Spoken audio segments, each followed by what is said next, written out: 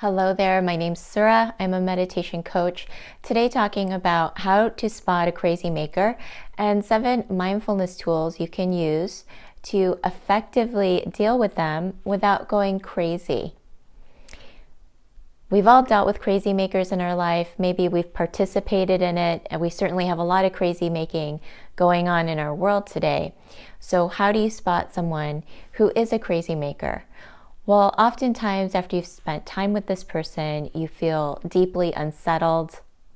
You feel completely thrown off center, thrown off base. Maybe you have a lot of swirling, chaotic thoughts that are happening. It feels very distracting, and it creates a deep sense of unease or dis-ease. And the way you can spot a crazy maker is that it's all about them. It's about their schedule, what they need, their problems, their agenda, and it's not really about you. So that's how you can spot a crazy maker. If you're thinking, am I crazy or is this person, and you start having those types of thoughts, oftentimes you are dealing with a crazy maker. So I want to share with you 7 tools that you can use. And the first is to be aware. Be hyper aware of yourself, your own bodily reaction after you spend time with this person. Is your stomach clenched up? Do you feel like you're short of breath? Do you feel twisted inside, chaotic thoughts? That's the first step, is to be hyper aware of the kind of energy this person is bringing into your life.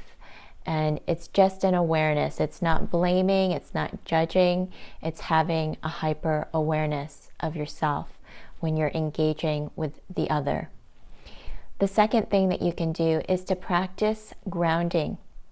Grounding is an ancient meditation technique where you envision your energy moving down into the earth, being rooted deep into the earth, and feeling that sense of connection and stability from the earth's energy. When we're dealing with crazy makers, oftentimes we feel ungrounded. We feel, uprooted. We feel like we're floating around. It feels very spacey, not clear. So when you stay grounded, it helps to keep that energy clear and focused. And oftentimes a crazy maker will sense that feeling of ground, and they'll either shift themselves or go away and find someone else to unload all of their stuff onto. So that sense of ground and presence can really help you stay within your own center, within your own field. The third thing that you can do is to be neutral. When they come into your space, allow yourself to just be neutral. Don't get pulled into a story, into something dramatic. Just allow yourself to neutralize and see everything almost as if you're looking at a movie, knowing that you're watching a movie. It's out there. It doesn't have to come in. You don't have to internalize it. You can just watch it. And that neutrality will really help you stay, again, within yourself and your own center. The fourth thing that you can do is to practice detachment. And detachment means not getting invested in someone else's problem. And really knowing on a deeper level, this person can take care of themselves. It isn't your problem. And the key is to know what is your problem and what is not your problem.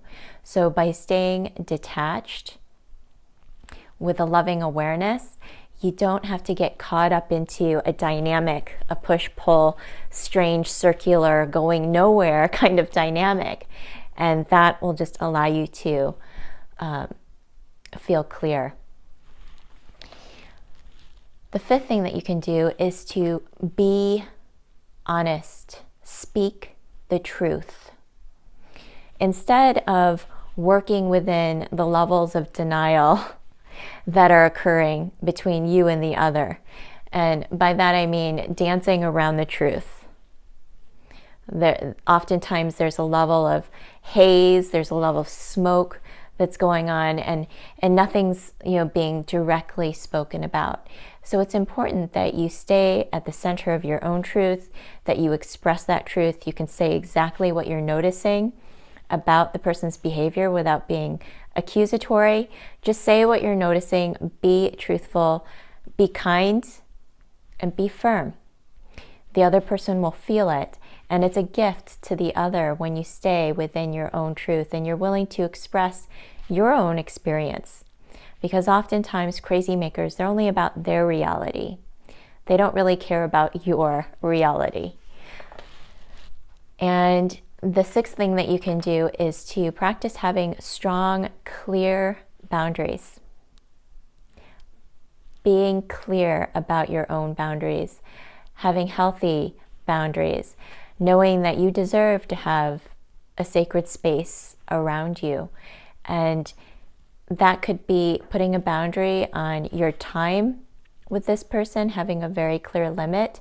This person might not have any respect for your time. They could be showing up late, not showing up at all, only showing up for what works for them. So having a very clear boundary on your time, your energy, and your attention is essential. And it's also a gift to the other person, letting them know what is okay for you and what is not okay for you, and letting that be really clear.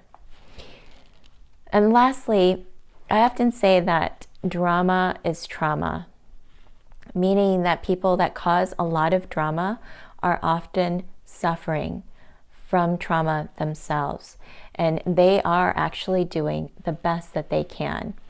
When we're willing to understand the other person, to see them compassionately, then we're really allowing ourselves to shift the energy, releasing ourselves from being a victim from that circumstance, and being willing to look at the other person with a sense of humility and respect, and also compassion. So that willingness to have that empathy towards another person, but also being able to respectfully walk away if it's needed. I hope you find these tools helpful. If you'd like to learn more, feel free to visit suracenter.com.